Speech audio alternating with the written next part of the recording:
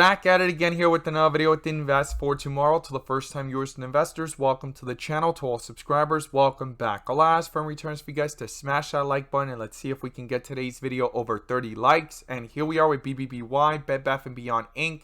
having a huge run here to start off the day, but then erasing all of it throughout the day. Now, BBBY was not the only stock falling. The overall market fell as well. And our SPY bot since 11:10 a.m. sent out a bear indicator. And from that moment forward, outflows started to dominate. They crossed to the downside as you see in the chart. And put options went up 200% plus within an hour, guys. If you guys want to receive this clarity and edge over the charts, you can now gain access to it as well. The link is down below in the description to the 42 vision indicator, getting connected to the SPY bot, the QQQ bot, our newly released Tesla bot, and we have other bots on the way so that you can receive the clarity and edge that you deserve within the volatility of the markets to maximize on opportunities, whether stocks are going up or going down. And this is not financial advice. This is just my opinion and perspective alone, but volatility is here to stay. And to be able to maximize and have an edge and clarity over the charts makes all the difference within the volatility, guys. If you guys want to become part of a growing community of investors using these resources and you enjoy what we share here in the charts and in our channel, check out the link down below in the description to the 42 vision indicator, getting connected to the inflow versus outflow and our bots. We look forward to having you join us. So here we are, and actually with the chart going downwards, BBBY continues to fall in the aftermarket hours, breaking through a key support level, which we're now getting back below the lowest points that we saw after the most recent run and squeeze. Came down, tried to come back up, and it tried having like that dead cat bounce or momentum move at these key levels. I've talked about it as the stock has been going downwards that we could eventually see some type of move like that. Now, I'm going to break down why the stock has continued to go lower after news came out today. And just based off 42 vision, it's done a complete transition from the dip to the rip. And we need to break down what the inflows and outflows are showing. But before we break it all down, I want to share with you guys the home run opportunity I mentioned this morning over at the Discord. And as you see popping up here on the screen, these are some of the home runs I managed to find last week alone. And while it's not guaranteed to be this way every single time, we strive for opportunities like these every single day. So the home run of the day was spectacular and beyond expectations. And if you guys want to know about these stocks early on in the pre-market, check out the link down below in the description to the Discord. And by joining, you'll become part of our growing community of investors, all looking to learn and grow together. So these are the two stocks I mentioned this morning. Both of them gave jumps at 3 to 5%, 5 to 10% plus, but one of them turned out to be a home run, and that was PLSE. We caught this one in the pre-market sitting sideways. Towards the bell, it pulled downwards, got a bear indicator, those outflows crossed, and it found support,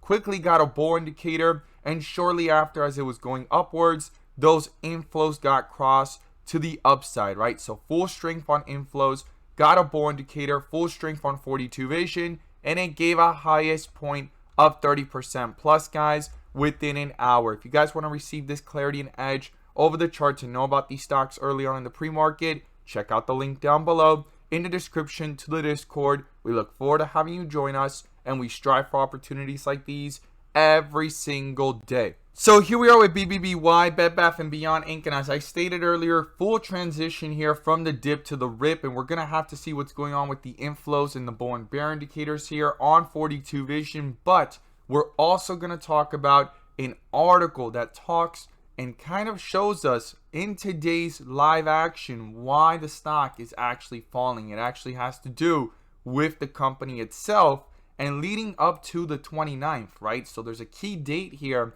later this week. So we need to break it all down. Let me pull up the bull and bear indicators, which you can now gain access to as well. The link is down below in the description to the 42 vision indicator, getting connected to the SPY bot, the QQQ bot, our newly released Tesla bot, and we have other bots on the way so that you can receive the clarity and edge that you deserve within the volatility of the markets to maximize on opportunities, whether stocks are going up or going down. And you can now join the community of members using these resources to maximize in either direction by receiving this clarity and edge over the charts. And in today's video, I'm going to pull up the inflow versus outflow indicator which adds that extra layer of confirmation and gives us that edge within the volatility. For those interested, slots are now open. The link is down below in the description to the 42 vision indicator and getting connected to the inflow versus outflows. So BBBY, right? Very quick transition here. It's been under a bear indicator since September 15th. Today was the first bull indicator on the 30-minute, but things were moving very quickly, right? It went from a dip area to a rip area. The inflows had just crossed, right? But they slowed down for most of the day. And as the stock was falling, it got a bear indicator, and that just meant that the outflows outweighed the inflows in the process of where the inflows were trying to hold up. And once it actually started to switch and it went from green to red and it crossed it, we've hit new lows. We went from 660s all the way to the 630s, but from way up here, all this inflow was trying to hold it up, but it lost traction very, very fast. And if you zoom into the 15-minute, you could see when the inflows actually slowed down.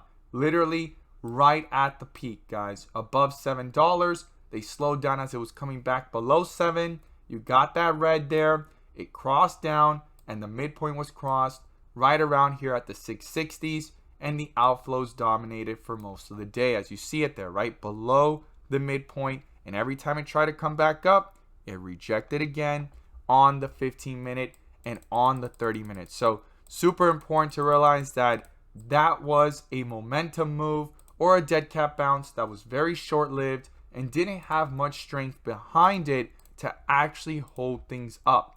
Now, why was the stock actually going higher? Well, it has to do with this news, but in part, it's the same exact reason why it started to fall even further back down to these levels. And we're going to break it all down here. We're going to look at the article, but keep in mind, as I stated earlier, the SPY bot sent out a bear indicator and the overall market in the SPY fell as well. And the overall market is pulling downwards, even the QQQs, right? And so forth. So it's not just BBBY, but BBBY stock has its own reason and catalyst. So let's go ahead and look at it here. So it states here, prior stock repurchases and vendors could force Bed Bath & Beyond into restructuring, right? So at first, right, the news seems like, okay, well, this could actually rebrand the company, or it could be for its growth.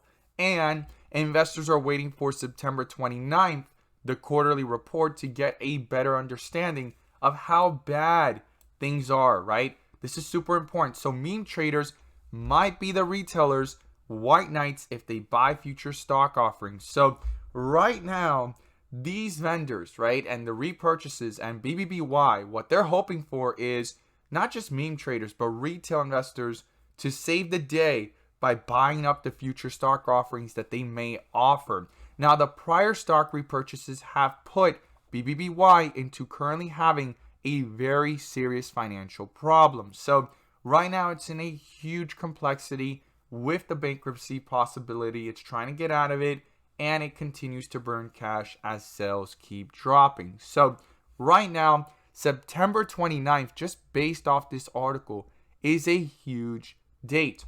And the stock was actually under speculation this morning that this news going into the 29th is huge news. But when you actually read it and it starts talking about the complexities of possible bankruptcies and also further offerings to come, and also how this lets us know how bad things really are. It doesn't state how good things really are, if not how bad. Now, if it turns out to be less than expected, it could be a catalyst for BBBY, and it could actually squeeze some shorts out of their positions. But this type of jump up here, not enough to shake out the shorts. If anything, they try to reshort it in the process, right? So here we are at 632, and the 29th is a huge day of either make it or break it to retest even newer lows in the process, or even try to come back up and start having some momentum after that news and information, especially if the restructuring starts to look like a growth story or possibility